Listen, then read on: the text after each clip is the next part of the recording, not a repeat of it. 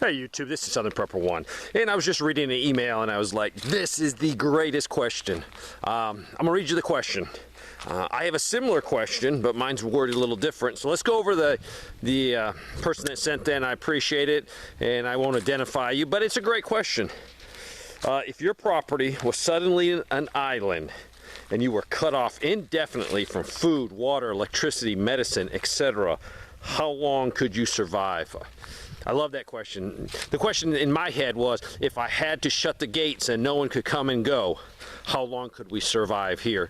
And that's pretty much the same question, but I love how this is worded.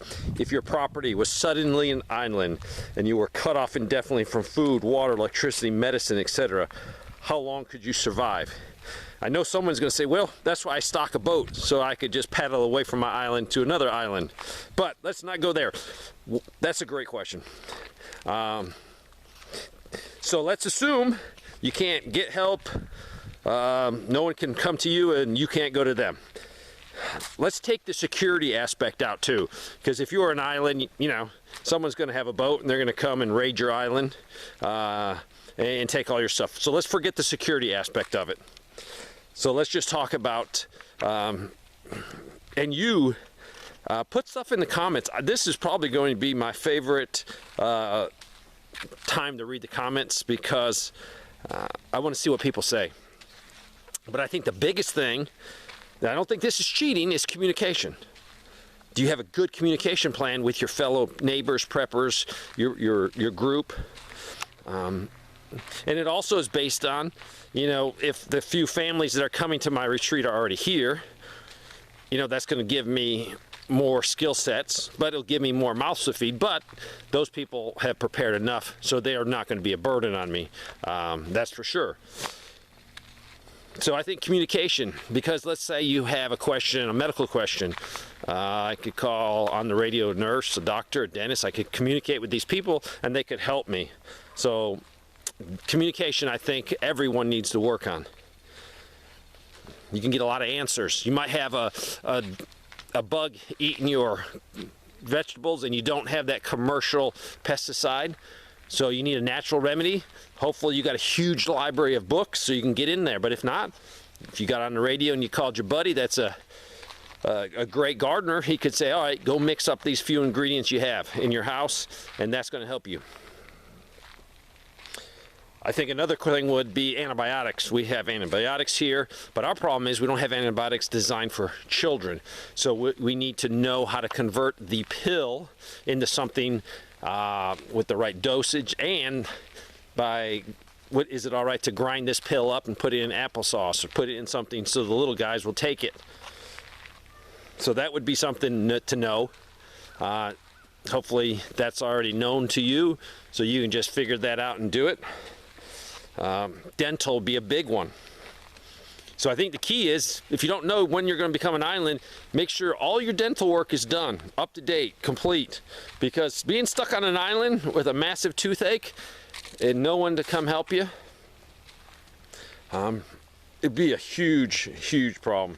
You know, making sure you got garden seeds, plenty of garden seeds, because you're going to want to grow things. Now, if you're stuck in an apartment, your life is going to be miserable. And I'm not trying to make you feel bad or put down your position or where you're prepping. But, you know, if you answer the question honestly, if you were stuck in your apartment, you know, because that's where you are, you would definitely not survive as much as someone that's out in the country, because the resources, you know, a few acres of my property has lots of resources. How about solar? You know, you're on an island, the grid power's not working.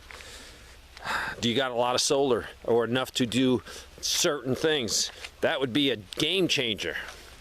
Have enough solar to run things and be comfortable and run equipment. You might have to run a table saw, you might have to run a chop saw, you might have to weld to fix something that's broken.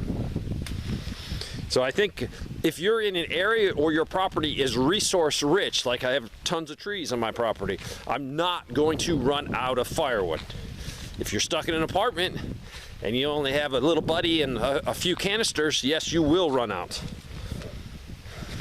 A big thing for me is if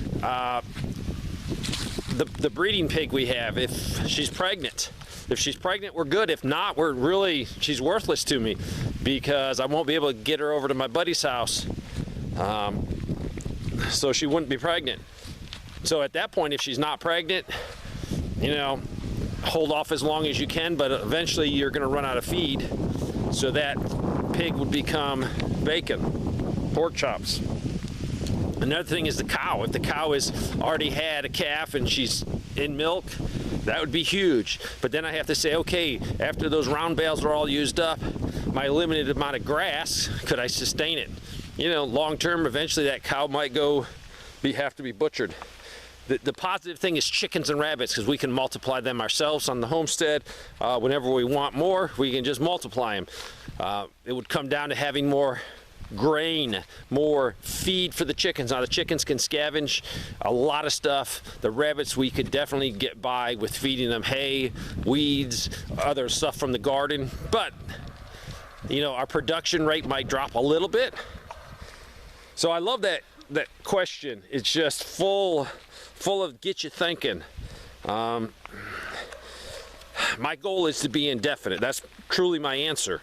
I want to be able to shut the gates and say we got years, and hopefully we can get to a point where we're totally can go a long time. Now granted, if you get appendicitis or you get something where you need medical help, people will die.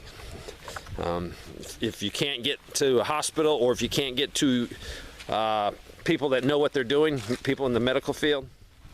So that would be the biggest killer. You get sick. But this is a serious question. Think about it. How long could you last? Now, if you say I could last a month or two, the question is not out there to make you feel bad. So don't say, dang, Dave, you're picking on me because I'm in the, you know, an apartment or a condo or suburbs. I'm not. I'm just trying to let you think. Because if the worst case scenario comes, you might need to decide, hey, I need to bug out of here. And then you'll realize, hey, I need a plan. I don't have a bug out plan. But I love the question.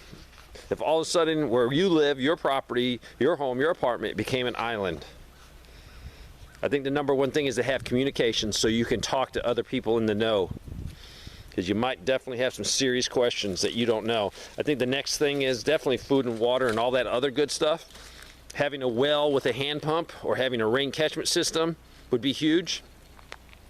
I think a library, other than the communication, I think a huge amount of resource in books. Because there's going to be questions, even if you've been gardening a long time, you might not recognize a disease or a bug, and it'd be nice to be able to pull out that book, identify, and see what your treatment plan is.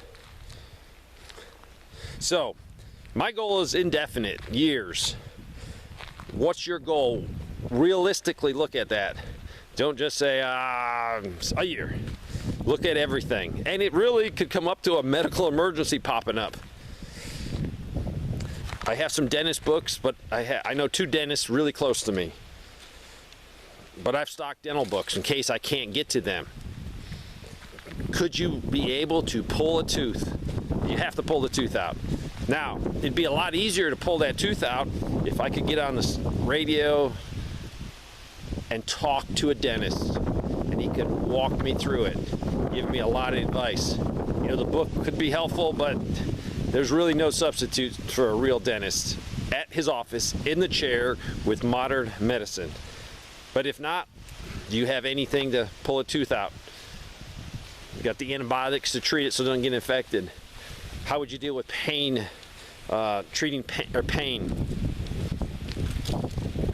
Good question, I appreciate it. I'm looking forward to hearing what people say in the comments.